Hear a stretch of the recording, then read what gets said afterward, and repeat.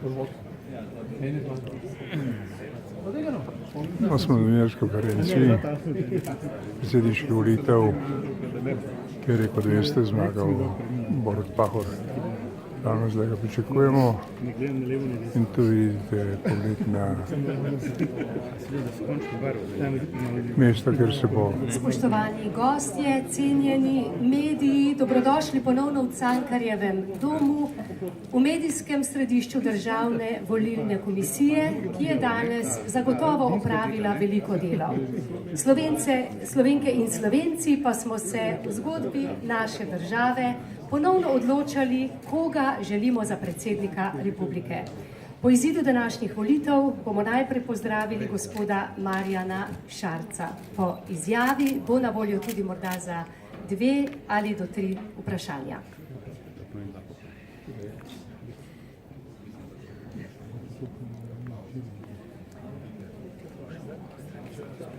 Ne bom jaz vam gledal.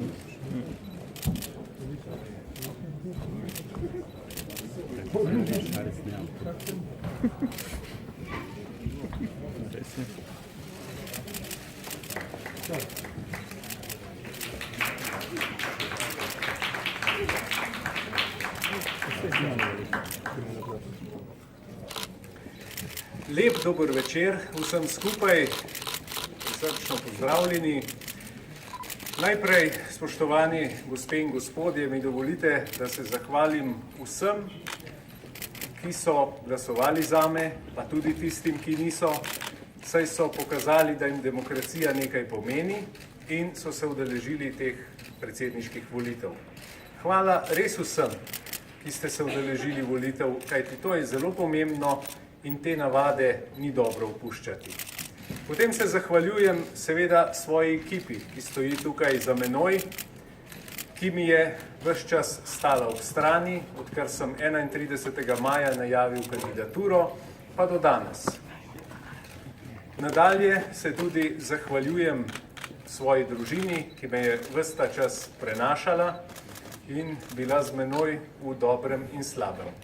In ne nazadnje mi dovolite, da iskreno čestitam zmagovalcu, predsedniku republike Borutu Pahorju.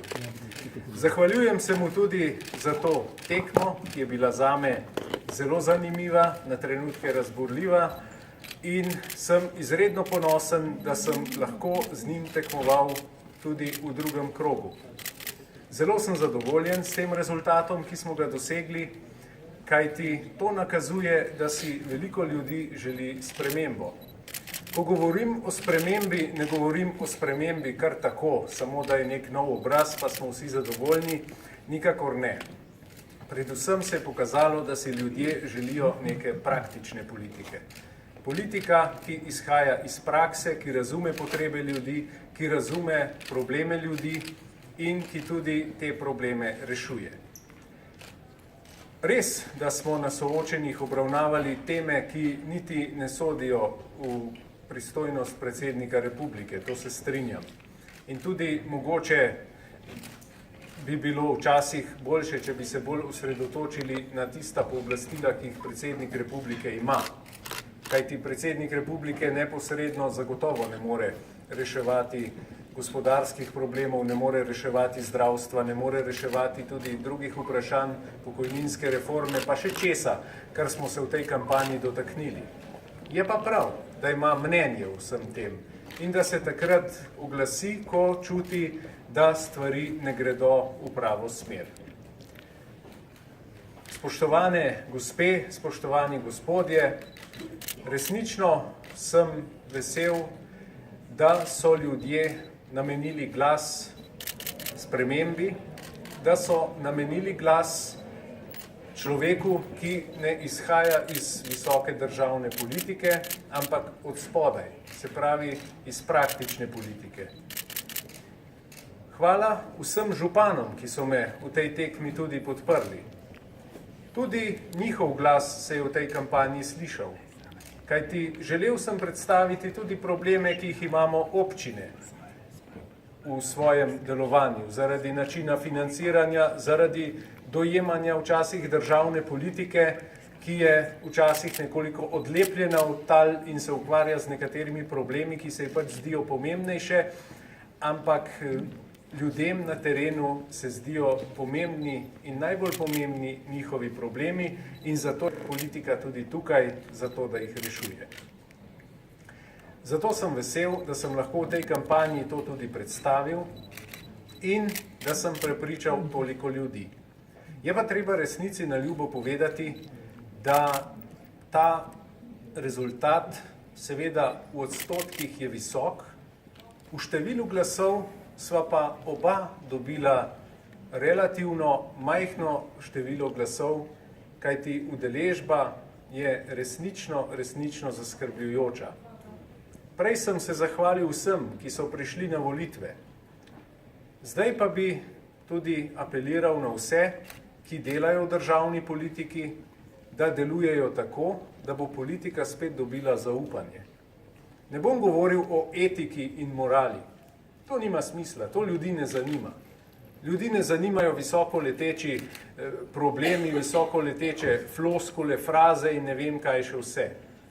Ljudi zanima enostavno to, da bodo svojo plačo in svojo pokojnino lahko dostojno živeli. Zato pa mora politika še marsikaj storiti.